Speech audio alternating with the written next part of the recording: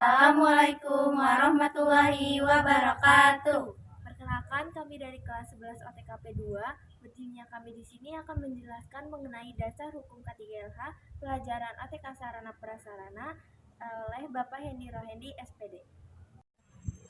Halo, perkenalkan nama saya Zalia Putri. Perkenalkan nama saya Janeski Sutami. Halo, nama saya Nadita Ramadhani. Begini aja dah. Perkenalkan nama saya Rizky Sapana.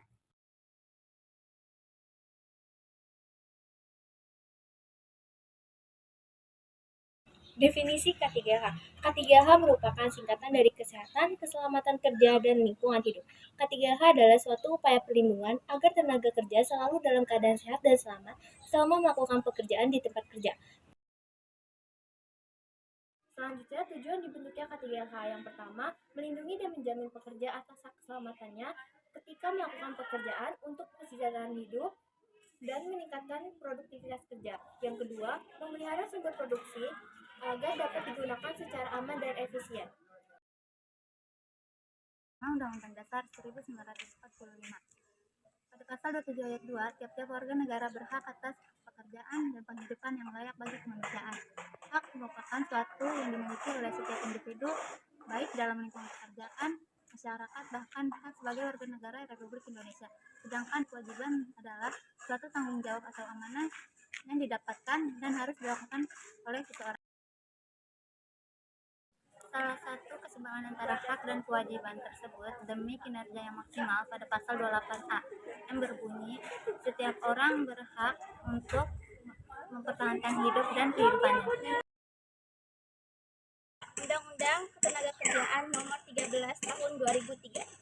Ketenagakerjaan berasal dari kata tenaga kerja yang dalam Undang-Undang Ketenagakerjaan Pasal 1 Ayat 2 Undang-Undang Nomor 13 Tahun 2003 tentang ketenagakerjaan yang disebutkan bahwa tenaga kerja adalah orang yang melakukan pekerjaan guna menghasilkan barang dan jasa, baik untuk memenuhi kebutuhan sendiri maupun untuk masyarakat. Terdapat unsur dari hubungan kerja yaitu 1. Adanya unsur servis atau pelayanan, 2. Adanya unsur time atau waktu, 3. Adanya unsur pay atau upah.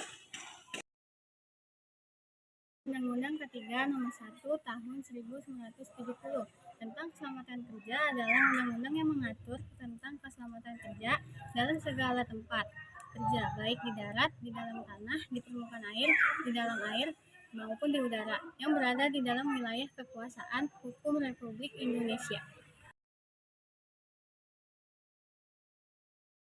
Kesehatan kerja adalah suatu kondisi kesehatan yang bertujuan agar masyarakat pekerja memperoleh derajat kesehatan setinggi-tingginya, baik jasmani, rohani, maupun sosial, dengan usaha pencegahan dan pengobatan terhadap penyakit atau gangguan kesehatan yang disebabkan oleh pekerjaan dan lingkungan kerja maupun penyakit umum. Keselamatan kerja merupakan sarana utama untuk pencegahan kecelakaan seperti cacat, kematian akibat kecelakaan kerja. Keselamatan kerja dalam hubungannya dengan perlindungan tenaga kerja adalah salah satu segi penting dari perlindungan tenaga kerja. Faktor yang mempengaruhi kesehatan dan keselamatan kerja adalah yang pertama beban kerja, merupakan beban fisik, mental, dan sosial. Yang kedua, kapasitas kerja, yang bergantung pada tingkat pendidikan, keterampilan, kebugaran jasmani, dan ukuran tubuh ideal. Yang ketiga, lingkungan kerja berupa faktor fisik, kimia, biologi, ergonomi, ataupun psikososial. Kerja dapat dicegah dengan metode HIRA-RC, yaitu Hazard Identification atau identifikasi bahaya, risk assessment, penilaian risiko, dan risk control, pengendalian risiko. Ergonomi perkantoran. Ergonomi perkantoran adalah ilmu yang mempelajari interaksi kompleks antara aspek kerja yang meliputi peralatan kerja, tata cara kerja, proses atau sistem kerja, dan lingkungan dengan kondisi fisik, psikologis, dan psikis manusia atau karyawan, sehingga karyawan dapat bekerja dengan aman, nyaman, efisien, dan produktif. Ini dibagi menjadi 3, yaitu 1. Bahaya terkait pekerjaan, terdiri dari durasi, frekuensi, beban, urutan pekerjaan, dan postur tubuh. 2. Bahaya terkait peralatan, terdiri dari dimensi, bentuk, desain, atau penempatan dari fasilitas yang digunakan untuk mendukung pekerjaan. 3. Bahaya terkait lingkungan atau tempat kerja, terdiri dari dimensi, luas, dan layout tempat kerja.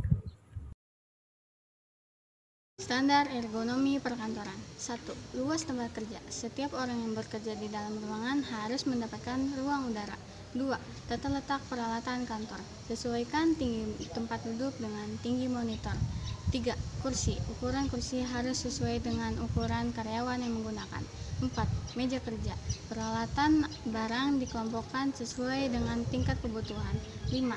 Rehat saat bekerja. Setiap 20 menit bekerja menggunakan komputer, diselingi 20 detik saat dengan melihat sejauh 20 feet. Demikian materi yang dapat kami sampaikan. Kurang lebihnya mohon maaf. Wassalamualaikum warahmatullahi wabarakatuh.